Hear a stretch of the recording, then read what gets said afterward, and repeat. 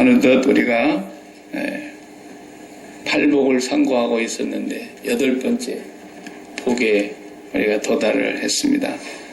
3절, 3절을 읽으면서 의를 위해서 박해받는 자가 복이 있다 그랬어요. 8번째 복입니다. 근데 그 복이 첫 번째 복이 뭐였어요? 첫 번째 복이 가난한 자에게 주시는 복이 천국이죠. 그들의 것이요. 오늘 똑같이 10절에 의를 위하여 박해를 받는 자도 복이 있나니 천국이 그들의 것입니다. 복이 똑같은 복이 중복이 돼가지고 칠복으로 해야 될까? 칠복이는 동네 청년 이름인데 팔복입니다. 팔복. 똑같은 말씀을 2번 하신 것이 아니고 8가지 복을 말씀하신 것입니다. 그래서 천국이 처음에 나타난 첫 번째 복 중에 천국이 그들의 것이라 하는 말씀은 이 말씀과 전혀 상관없는 다른 말씀은 아니지만 내용 면에서는 조금 차이가 있어요. 11절, 12절에 단서를 달았습니다. 의를 위해서 박해받는 것을 11절에 이렇게 설명을 했습니다. 나로 말미암아, 예수님으로 말미암아 너희들을 욕하고 박해하고 거짓으로 너희를 대항해서 악한 말을 할 때에는 그 말이에요. 주님을 위하여 핍박을 받는 자들입니다. 의를 위하여 핍박받는다는 말은 여기서 주님을 위해서 핍박받는 걸 말합니다. 왜냐하면 주님은 하나님의 의가 되신 분이잖아요. 완전한 의, 우리에게 거저주신 하나님의 의가 예수님이세요. 그러니까 그 예수님이 의의 총체이신데 의의 종합이신데 그 의를 위하여 그 말은 예수님을 위하여 예수님 때문에 핍박을 받는 사람들, 박해를 받는 사람들, 고난을 당하는 사람들, 욕을 먹는 사람들. 그러니까 자기 잘못해갖고 그런 건 여기서 빼고 자기 잘못해갖고 그런 건 당연한 거죠. 예수님의 의를 얘기하고 있는 거예요. 그래서 이 사람들에게 복이 주어지는데 12절의 복이 뭐냐? 기뻐하고 즐거워하라. 하늘에서 너희 상이 큼이라. 그러니까 첫 번째 천국을 얘기하는 건 말할 것도 없는 거죠. 이미 천국을 소유하고 있는 사람들이에요. 천국의 백성된 그들이 하나님 나라에서 상이 크대요. 반드시 상이 있습니다. 사도 바울이 상 받는 얘기 많이 하셨어요. 자기를 포함해서 누구든지 마지막 날에 상을 받기 위해서 하나님이 재판을 하시는 장면을 비유로 설명하실 때 금이나 은이나 나무나 짚이나 풀로 지은 그것들이 있는데 불로 태워보면 타버리는 것은 아무것도 하나님 앞에 한 일이 없다는 거예요.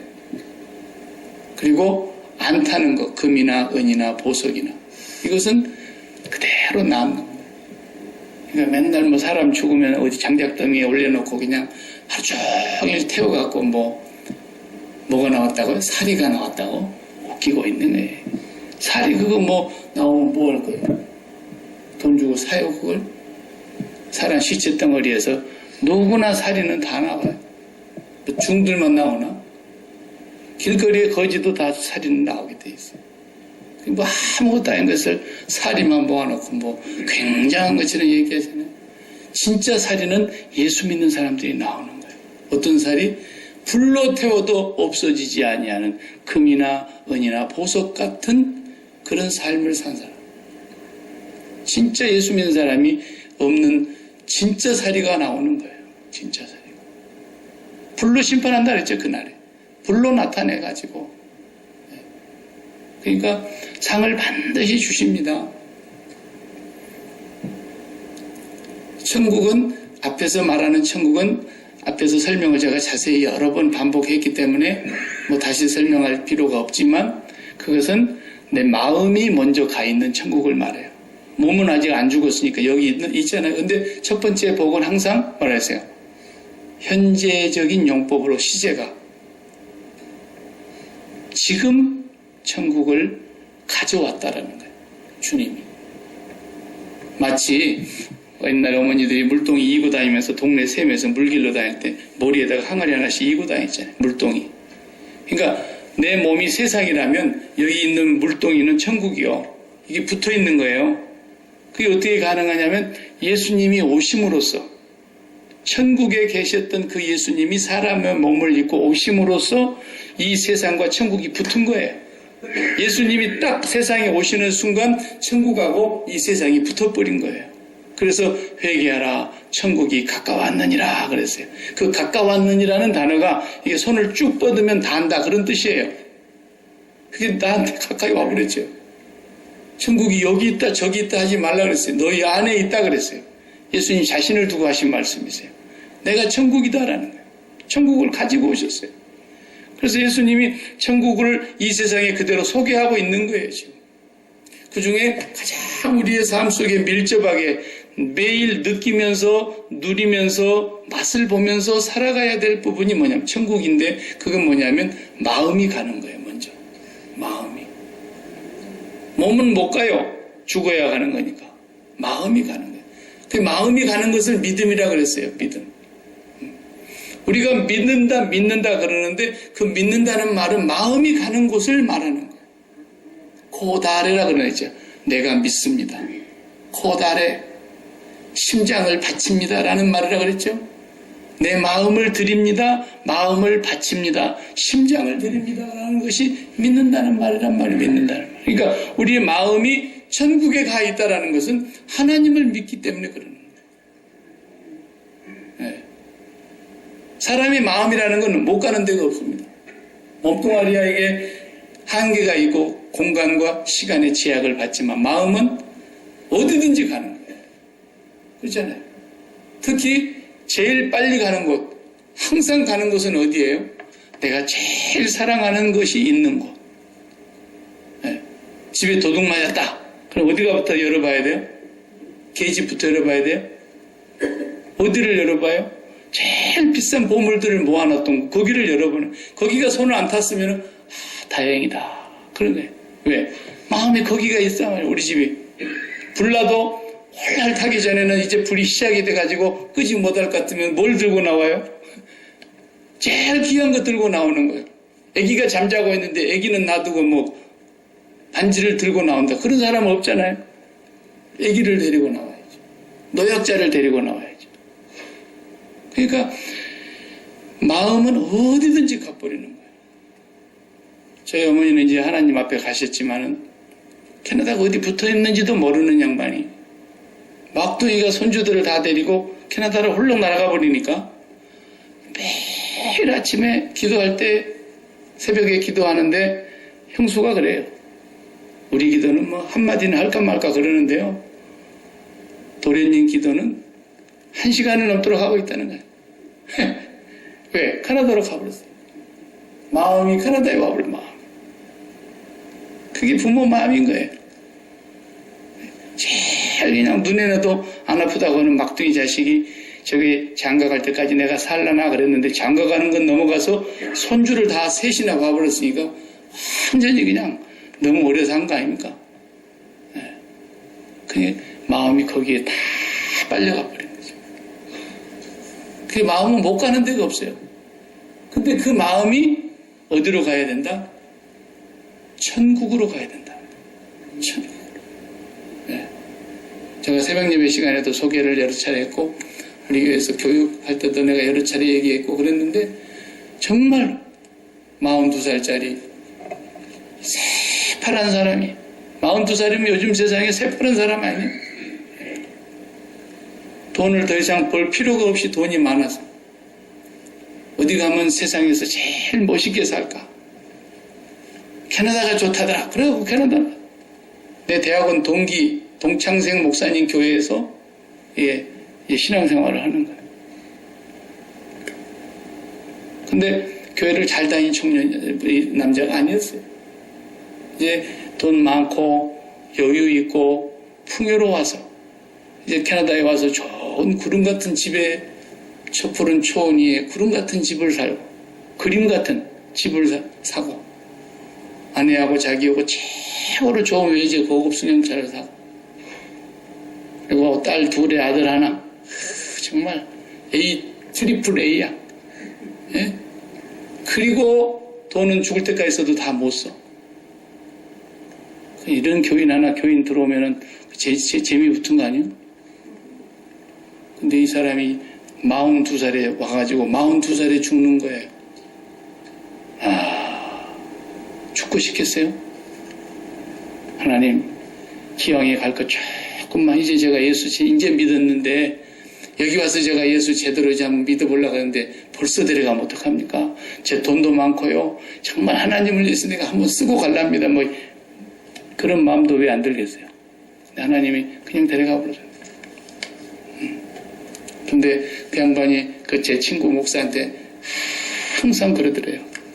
만날 때마다 목사님, 내가 부러우시죠? 농담이 아니라 진짜로. 나중에는 소름이 끼치더래요. 목사인 나 자신이 부끄럽더래요. 목사님, 내가 부러우시죠? 나는 주님 앞에 갑니다. 나는 주님 앞에 갑니다. 내가 부러우시죠? 벌써 그 양반 마음은 천국에 가 있는 거예요. 지금 몸뚱아리만 빨리 보내주기를 바라고 있는 거예요. 네. 천국이 자기 것이 되고 나니까 진짜로 그 아리따운 부인을 놔두고 눈에는 안 아플 새끼들 셋을 놔두고 그 좋은 집에서 정말 인생 절반은 캐나다에서 한번 살아보려고 큰 마음 품고 왔는데 돈도 그렇게 많이 갖고 왔는데 그래도 천국 가는 게 좋아서 목사님 내가 부러우시죠? 네. 천국을 가진 사람의 심령이 그렇게 바뀌어버리는 거예요. 살려주세요가 아니에요. 살려주세요. 그 양반이 한 유명한 말이 있어요. 내 머릿속에 있는 이 뇌종양 혹은 뇌종양이라고 하는 약은 그랬어요. 내 머릿속에 있는 이 뇌종양이라고 하는 약은 그 어떤 것으로도 고칠 수 없는 나의 영원한 죄악을 치료하는 하나님이 주신 약입니다. 네. 그러고 가서 그 약 먹고 천국 가서. 그렇지 않으면 예수 안 믿었죠. 네.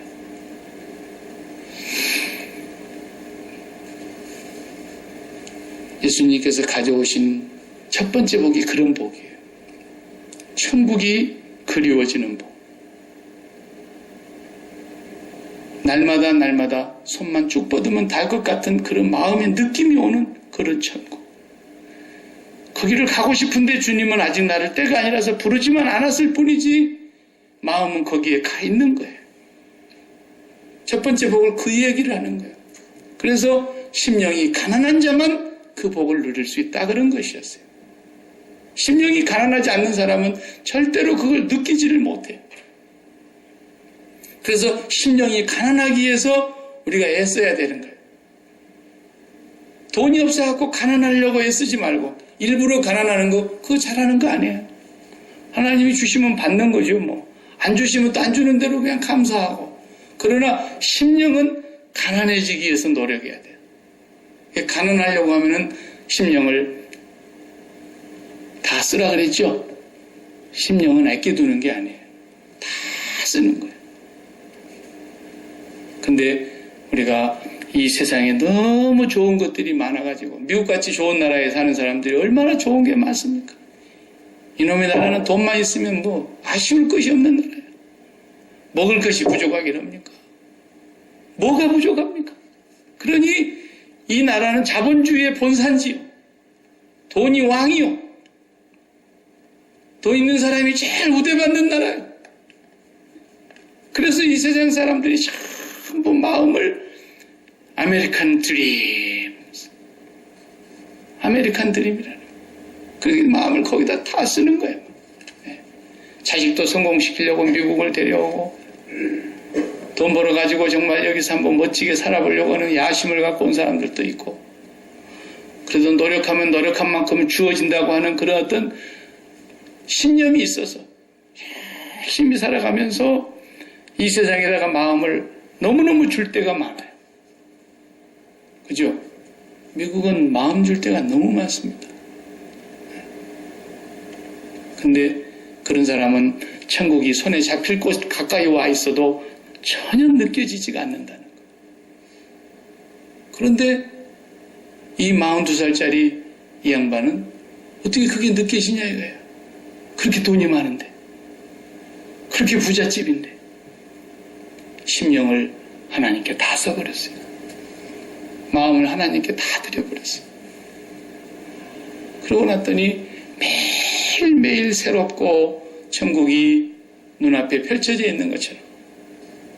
그러니까 찬송가 가사에도 보면은 페니 크로스비라고 하는 그 찬송가 작시하신 그분이 지은 찬양은 다 내용이 비슷비슷합니다. 십자가 무한 영광일세. 그분이 그 찬송가 지었어요. 예수로 나의 구주 삼고 성령과 피로써 거듭나니 세상과 나는 간 곳 없고 구속한 주만 보이도다. 계속해서 그분은 평생에 눈을 한 번도 떠보지 못하고 태어났을 때 잠깐 6주 동안만 눈을 떴었지 6주면은 부모 얼굴을 모르죠. 그리고는 약이 잘못돼서 부작용으로 눈을 실명해버린 사람인데 80년이 넘도록 살면서 찬송 부르며 하나님을 사모하다가 가신 분이에요. 천국이 세상과 나는 간 곳 없고 구속한 주만 보이도다. 네, 성령과 피로써 거듭나니 천국이 손에 붙들리는 것처럼 실감이 나는 삶을 살다 가신 분이에요. 그분이. 우리에게도 그런 복을 약속을 했기 때문에 우리가 그 복을 가지기 위해서 하나님 앞에 기도해야 되지 않겠습니까? 네. 근데 우리는 아직도 그 복을 구하지는 못하고 눈에 보이는 것에다가 마음을 다 줘가지고 어떻게 하면 내가 그 복을 좀 더 누리고 살까 고생만 하고 있으니까 하나님의 나라는 멀리 있는 거예요. 어젯밤에 꿈에 오늘 밤에 꿈에 너 이제 내가 내일이면 불러가야 되겠다 준비해라. 그러면은 아이고 하나님 무슨 말씀입니까? 제가 아직 환갑도 안 지났는데 그럴 사람이 많잖아요. 그죠? 아이고 무슨 말씀입니까? 장가도 못 갔는데 우리 아들이. 근데 하나님의 나라가 마음에 매일매일 느껴지는 삶을 살지 못한다면 내 마음이 이렇게 가난하지를 못하구나. 왜 내가 이렇게 하나님 앞에 마음을 쓰지를 못할까? 이런 사람들은 성경이 뭐에 어떻게 해야 된다 그랬어요? 신랑을 잃어버린 사람이기 때문에 신랑을 빼앗겨 버렸기 때문에 그런 거라는 거예요. 그래서 그럴 때 금식해야 된다는 거예요. 그럴 때. 그런데 마음의 소원을 이루려고 마음이 바라다보고 있는 이 땅에 뭔가를 성취하려고 금식 기도하는 사람은 기도원에 가면 수도 없이 많습니다. 기독교가 도대체 어디로 가는지를 모르겠어요. 뭐가 기독교인지를 구분하기가 어려운 시대가 와버렸어요. 그러니까 우리는 세상으로부터 막 핍박을 받고 박해를 받고 그러는 것은 초대교회 얘기예요. 이제 어디 그런 데가 있습니까? 북한 빼놓고 저 이슬람의 원리주의자들이 테러를 하는 것을 빼놓고 북한의 김정은이 치하에 있는 기독교인들 빼놓고 박해받는 기독교인들이 어디 있어요? 없어요. 막 잡아다가 실제로 초대교회 역사에 기독교 역사 초기 기독교 역사를 읽어보면은 기독교인들을 잡히는 대로 어떻게 했느냐면 네로 황제는 이렇게 도로에다가 나무에다가 다 이렇게 묶어가지고 십자가 형태를 만들어가지고 나무에다 묶어가지고 사람 몸에다 감람유를 끼얹어서 불을 피웠어요. 그리고 밤에 이 가로등으로 불을 밝혔어요. 기독교인들. 그리고 짐승이 밥으로 줄 때 짐승이 굶겨놓은 짐승이 나와 맹수가 나와서 막 자식도 찢어먹고 딸도 찢어먹고 이러는 것을 다 보게 만들었어요. 그런데도 찬양하고 하나님 앞에 봤다 말이에요. 그런 박해가 있습니까? 우리? 없어요. 미국에서 요즘 최고 박해는 뭐예요? 동성연애자들 건드렸다가는 큰일 납니다. 기독교인들이. 이제 어제 판결 난 것이 비로소 이제 트럼프 대통령 취임 이후에 처음으로 동성연애자 결혼 계획을 주문을 거절했는데 잭 필립스라는 사람이 고소를 당했죠. 캘리포니아 주 법원에. 그런데 그것은 종교적 신념으로 자기가 표현의 자유를 가지고 있는 것인데 그 표현의 자유를 침해해서는 안 된다. 그래가지고 제가 지금 사장님이 이겼어요. 이제 이겼어요. 대법원에서 이겼어요. 지방법원이 아니라. 그래서 굉장히 그것이 큰 하나의 기념비적인 이제 재판 사건이 되고, 콜로라도주에 또 지금 그런 비슷한 사건이 고소되어 있는데, 이번 판결로 인해서 어떤 영향이 나올는지는 모르겠지만, 어쨌거나 그 사람이 13만 5천 불인가 벌금을 물릴 뻔했잖아요. 그랬는데 이번에 이기면서 풀렸어요. 기독교인들이 그런 핍박을 요즘 받는 시대에 왔어요. 그 정도는 미국에서 지금 받는 핍박이에요. 목사가 설교하다가 동성연애자들에 대해서 혐오하는 설교를 했다. 수하면 그냥 재판에 회부되는 거예요, 무조건. 그런 거 지금 미국 교회 안에서 많이 일어나고 있고, 동성연애자가 주례해달라고 할 때 주례를 거절해도 고소를 당하게 돼 있고, 그런 정도 핍박을 받습니다, 지금 미국에서. 그러나 옛날 사도 바울 시대에 돌아가서 볼 때 그들이 당했던 핍박은 요즘 같은 핍박하고는 어떻게 핍박이라고 부끄러워서 내놓긴 하겠어요? 못 내놓죠.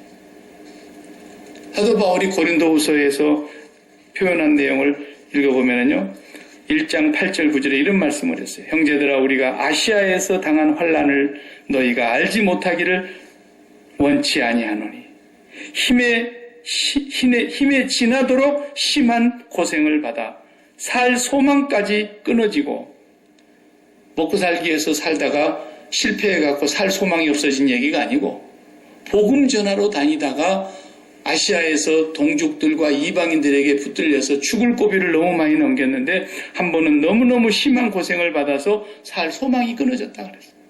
우리 마음에 사형 선고를 받은 줄 알았다 그랬어요.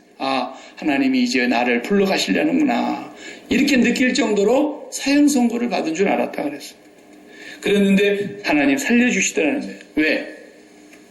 그 말을 자신을 의뢰하지 아니하고 오직 죽은 자를 다시 살리시는 하나님만 의뢰하게 하심이라 그랬어요. 그런 믿음을 주시려고, 오직 하나님 한 분만 의지하고 살게 하는 믿음을 갖게 하시려고 그렇게 사형 선고를 받을 만큼이나 중한 고생을 하게 하시더라고요. 아니 자기 밥벌이 여기 위해서 그런 고생했다는 것이야 당연한 거죠. 그렇게 고생 안 한 사람이 누가 있겠습니까? 사업한 사람들 얘기 들어보면 성공하기까지 그 파란만장한 세월을 얼마나 고생합니까? 그런데 바울은 먹고 살기 위해서 그런 게 아니었고 복음을 전하다가 그랬다. 그러면 초대교회 성도들이 예수 믿고 복음 증거하는 일을 하다가 핍박받고 박해받는 것에 비하면 우리 미국의 예수 믿는 사람들은 이런 호강이 없습니다. 우리는 선교사님들 그냥 안위를 생각해서 우리 지원하고 우리가 기도하고 후원하는 그런 선교사님들을 위해서 항상 안전하게 지켜주세요, 그렇고 기도합니다만은 그 기도도 사실 어떻게 보면은 우리에게는 별로 필요가 없는 기도예요. 성경에 뭐라고 나왔습니까? 그들이 핍박받을 거라 그랬잖아요. 박해를 받을 거라는 거예요. 그래야 천국에서 상이 크다는 거예요. 박해를 받을 거니까, 핍박을 받을 거니까, 곤란을 겪을 거니까 기뻐하고 즐거워하라 그러잖아요. 미국에서 사는 사람들에게 이해가 되지 않는 말씀 아닙니까? 우리가 살고 있는 세상에서 그런 박해가 어디 있습니까? 그러나 오히려 주님은 그런 사람들이 기뻐하고 즐거워하라는 거예요. 정말 오늘 마지막 팔복은 천국을 주시는 건 말할 것도 없지만 그 상급이 보통 상급이 아니다. 왜? 전에 우리보다 앞서갔던 하나님의 종들, 선지자들이 다 그렇게 핍박받았다. 네. 예수님의 제자들도 그랬고 사도 바울도 그랬고, 우리 고국에 같으면은 일제시대나 6.25 사변에 공산당 치하에 잠깐 동안 전쟁통에 있었을 때, 그리고 36년이라는 세월 동안 우리 민족의 혼을 빼앗고 한국 신민을 만들려고 일본 사람들이 짐승보다도 더 잔악한 일을 했단 말이에요. 그런 핍박을 받는 시절이 우리 민족에게도 과거에는 있었지만 지금 한국에 그런 핍박받는 사람 있습니까? 고작 핍박받아봐야 그저 잘 믿는 큰애기가 그냥 눈이 멀어가지고 총각을 따라갔는데 알고 보니까 불교 독실한 집안에 그냥 불교 집안으로 시집을 가버렸다든지, 그래가지고 아야야 2개 다니면 부정 탄다. 우리는 초상적부터 부처님 섬기는 집안이니까 아사라. 이래갖고 시어머니 밑에서 그냥 신앙생활 못하. 요 정도 핍박받으면서 다니는 사람. 그게 핍박이라면 핍박일 거야 아마.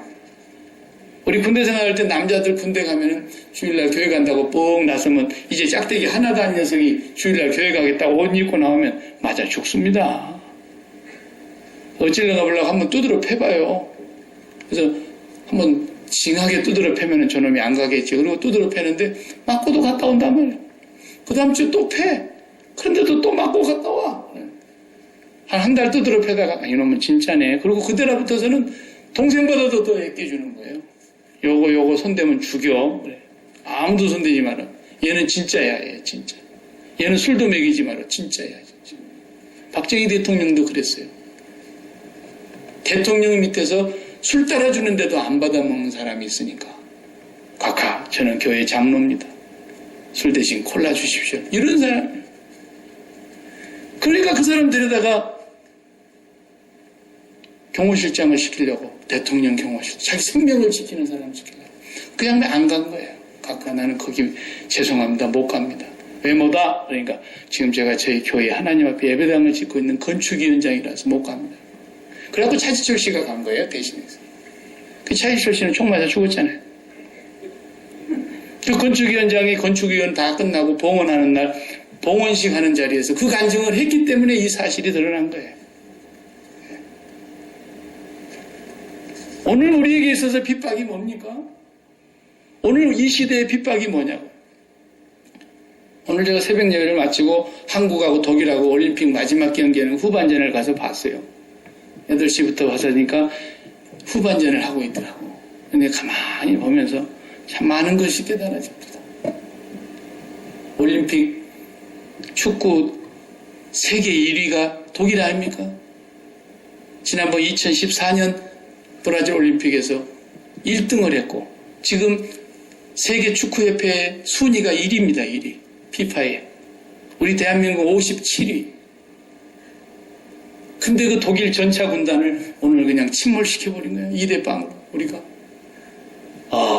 그것도 후반전에 그냥 45분 다 끝났는데 언저리 타임, 로스 타임 주잖아요. 루스 타임. 뭐 이렇게 그냥 선수들 자빠지고 일어서고 하는 시간, 까먹은 시간 조금 해갖고 한 6분 주는데 그 6분 준 사이에 2골 넣어버리더라고 우리 선수들이. 전후반 90분을 다 뛰었는데도 안 되던 것이 6분 넣고 2골 넣어버리는 거예요 우리나라가. 그래서 나는 역시 황소가 뒷걸음질하다가 참새를 잡는다는 말이 있다던데 그 말이 사실이구나. 우리 선수들 대단합니다.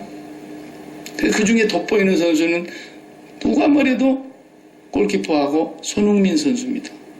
손흥민 선수가 독일에서 독일에서 축구하면서 큰 선수 아닙니까? 독일 분데스리가를 휘젓고 다니던 아이예요. 독일하고 오늘 붙으니까 독일의 전법을 거의 다 알 거 아니에요. 그러니까 독일 선수들이 손흥민이만 잡으면 된다고 생각했던 거예요. 손흥민 선수 옆에는 한 명 대 한 명 1대1로 붙는 게 아니야. 3명씩 붙어. 손흥민이가 볼을 잡았다가 막 4명씩 달라붙어가지고 저놈을 못 가게 해야 된다. 그러다 보니까 한 명이 4명을 상대를 하니까 다른 데가 구멍이 생길 거 아니에요. 손흥민 선수가 거기 있는 그 같이 뛰는 선수들, 독일 선수들 옛날에 다 자기 편이었어요. 한 팀이었어요. 같이 한솥밥 먹고 사는 선수들도 많이 있었어요. 그때는 그냥 같은 목적을 가지고 같은 골을 넣어야 하는 그런 선수였는데 이제는 소속이 달라졌다 이거예요. 소속이. 나는 대한민국 소속이다. 너희들은 독일 소속이다. 소속이 다르니까 우리가 서로 싸워야 될 수밖에 없는, 다시 자기들 복귀해서 팀으로 돌아가면, 지금은 이제 영국 프리미어 리그에서 토트넘 팀에 있지만 다 운동장에서 뛰던 친구들, 같은 편 애들도 많고 잘하는 친구들도 많은데 소속이 다르기 때문에 서로 겨루고 싸워야 되는 겁니다. 이게 무슨 얘기냐? 예수님께서 그랬잖아요. 빌라도 앞에서 재판을 받는데, 야, 사람들이 이렇게 고소하는데 왜 너는 아무 말하지 않고 있어? 내가 너를 살릴 수도 있고 죽일 수도 있는 권한을 갖고 있는데 왜 내가 묻는 말에 대답을 안 해? 뭐라고 변명을 좀 해봐. 그러니까 예수님께서 뭐라 그랬어요? 요한복음 18장에. 거기 한번 제가 읽어볼게요. 요한복음 18장 35절에 이렇게 말씀하시. 빌라도가 대답하되 내가 유대인이냐? 내 나라 사람과 대제사장들이 너를 내게 넘겼으니 네가 무엇을 하였느냐? 그랬더니 예수님께서 대답하시되 내 나라는 이 세상에 속한 것이 아니니라. 만일 내 나라가 이 세상에 속한 것이었더라면 내 종들이 싸워 나로 유대인에게 넘겨지지 않게 하였으리라. 이제 내 나라는 여기에 속한 것이 아니니라. 주님은 전국 소속 아닙니까? 소속이. 그러니까 손흥민 선수가 독일에서 돈 벌어먹다가 그 다음에 영국 토트넘에 가서 지금 열심히 뛰고 있는데, 팀이 복귀하면 그 사람들이 적이 아니라 전부 친구고 같은 팀이지만 대한민국의 소속에 있기 때문에 벌떼같이 달라드는 거예요. 그냥 막 친구들이. 저놈 잡발쓰려야 된다고. 저놈은 꼼짝을 못하게 묶어놔야 된다고. 소속이 달라지면 이래 되는 거예요. 무슨 얘기입니까? 우리가 하나님 나라 소속이라면 세상이 우리를 가만두지 않는 거예요. 그런데 우리가 세상에서 아무런 고난을 당하지 않는다라면은 95%는 수상한 거예요. 하나님 자녀가 아니든가 아니면 하나님의 자녀이면서 소속을 세상에다 두고 살든가. 예수님은 요한복음의 15장에서 19절 말씀을 보면 너희가 세상에 속하였으면 세상이 너희를 사랑할 것이나 너희가 세상에 속한 자가 아니요 도리어 내가 너희를 세상에서 불러냈기 때문에 세상이 너희를 미워하느니라 그랬어요. 이 말씀은 영원한 진리입니다. 세상이 지금도 그리스도인들을 미워해야 맞는 거예요. 지금도 세상은 그리스도인들이 싫어야 맞는 거예요. 어떤 면에서 그러냐? 괜히 싫어하고 괜히 미워하는 얘기가 아니고 어떤 면에서 그러느냐? 우리는 세상의 오복을 배설물처럼 버린 사람들이기 때문에 그런 거예요. 세상의 오복이 뭡니까? 돈 벌고 건강 장수하고 자식 출세하고 죽을 법 태어나고 이빨도 하나도 안 빠지고 튼튼하고 아니면 이빨 안 돼 임플란트라도 다 해봤고 그러면서 이 세상에서 모든 것에 세상 사람들이 좋다고 하는 가치에 우리도 같이 박수치면서 우리도 거기에 침 흘리면서 우리도 거기에서 막 경주를 하면서 그렇게 살아가는 것일 때에 세상 사람들이 우리를 보고 뭐라 그래요? 쟤도 우리하고 똑같으네. 한번 경제해볼까? 그 사람들은 우리보다 훨씬 앞서갑니다. 그 사람들은 물불을 안 가리고 가기 때문에. 우리는 어차피 성령에 붙들려갖고 성령의 양심이 요만큼이라도 살아있다 보니까 양심이 있어가지고 또 마음대로 못하잖아요. 마음대로 못하는데 돈이 제대로 벌립니까? 마음대로 못하는데 출세가 됩니까? 우리는 안 될 짓을 알면서도 괜히 그 사람들 따라가는 거예요. 그러니까 그 사람들이 우리한테 태클을 걸 필요가 없는 거예요. 손흥민 선수가 같은 편인데 왜 자기 편이 자기 편한테 발을 걸겠어요? 소속이 다르니까 걔네들이 한때는 친구고 한때는 같은 팀이었지만 싹 다 달라들어가지고 막 넘어뜨리려고 그러잖아요. 교회가 팔복을 좋아하는 교회로 가지 않고 오복을 좋아하는 교회로 가고 목사가 설교하는 내용도 오복을 받으라고 축복기도 해주면서 오복을 계속해서 강조하고 있다고 한다면 이미 그 교회는 사탄의 아구발 속에 들어가 버린 거예요. 들어가 버린 거예요. 그러니까 사탄이 태클을 걸 필요가 없는 거예요. 왜? 내 편인데. 저 교회가 세상 편인데. 다시 말하면 지들끼리 자살골 놓고 있는데 중앙선도 안 넘어와. 자기들 진영에서 계속 자살골 놓고 있는데 사탄이 뭘 하고 공격을 오겠어요. 가만 놔둬도 지들 그대로 망할 건데. 교회가 아무런 세상과 달라진 것이 없는 거예요. 오복에 전부 다 그냥 무릎을 꿇어버리는 거예요. 오복이 안 되는 것은 믿음이 부족한 것이고, 오복이 안 되는 것은 하나님 잘못 섬기는 것이고, 오복이 안 되는 것은 성공 못한 것이고, 오복이 안 되는 것은 복 못 받은 것이라는 거예요. 아니, 우리 정직하게 한번 오늘날 교회를 한번 봐봐요. 멀리 보지 말고 우리 자신을 점검해봐요. 우리가 오복이 안 되면은 기가 쭉 늘어져가지고 사는가, 오복이 부족해도 기뻐하며 즐거워하며 하나님으로 인해서 감사하고 하나님으로 인해서 행복해하는 거예요. 우리 자신을 들여다보자.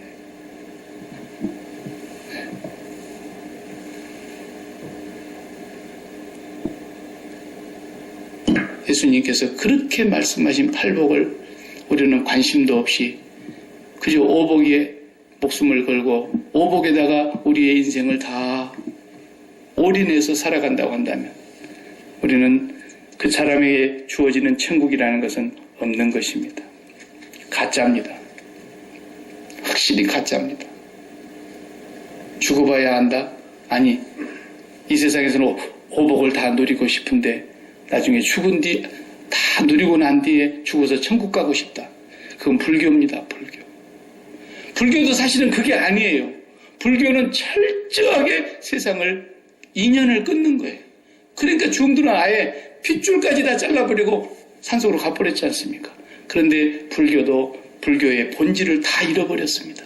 아무리 그것이 사상이지만, 철학이지만 불교의 본질은 하나도 남아있지 않고 전부 다 불교가 뭘로 바뀌어졌습니까? 무당 종교로 바뀌어졌어요. 그래서 대스님들이 다 무당질하고 있지 않습니까?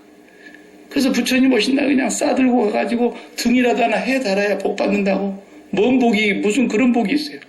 네. 불교가 어디 불교 있습니까? 불교 없어요, 우리나라. 네. 중들은 다 가발수고 내려와서 개고기 먹고 올라가는데, 지 조상들을 잡아먹고 사는데, 어디가 불교가 있습니까? 어디가? 없어요. 내가 군대 생활할 때 우리 부대에도 군승이 와 있었어요. 신부도 와 있고 목사님도 계시고. 군승은 맨날 술 먹고 사고 치고, 네, 그러더라고. 내가 보니까. 불교는 생명이 없는 종교이지만, 기독교와는 다른 철학이지만, 그래도 사람으로서 생각할 수 있는 가장 고상한 철학입니다.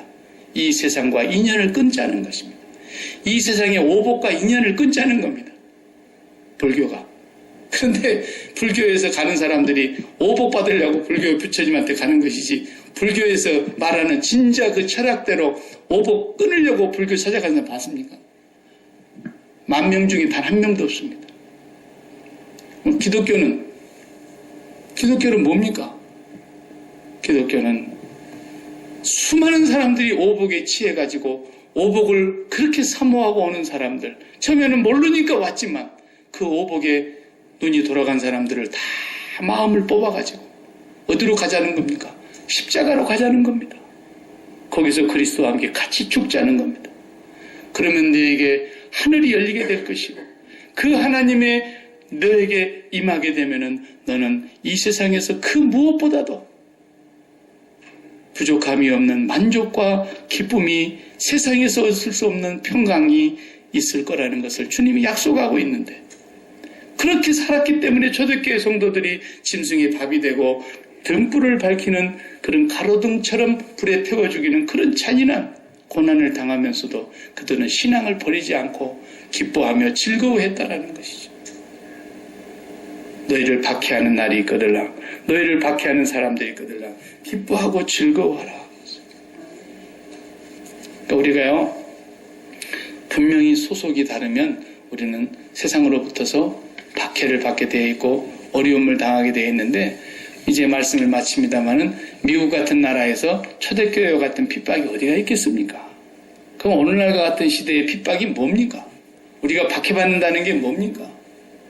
오늘날과 같은 시대에는 이렇게 자본주의의 본산지인, 돈이 모든 것을 다 해결해주는 이런 자본주의 속에 한복판에서 살고 있는 우리에게 박해는 뭐예요? 우리 스스로 십자가를 지는 거예요. 그것만이 우리가 가는 길이에요. 그 십자가에서 이 세상의 모든 오복을 다 장례를 치르는 겁니다. 장례를 치르는 거예요. 예. 조금만 편하게 살고 조금만 내가 변칙적으로 살면 훨씬 돈을 더 벌 수 있어요. 예.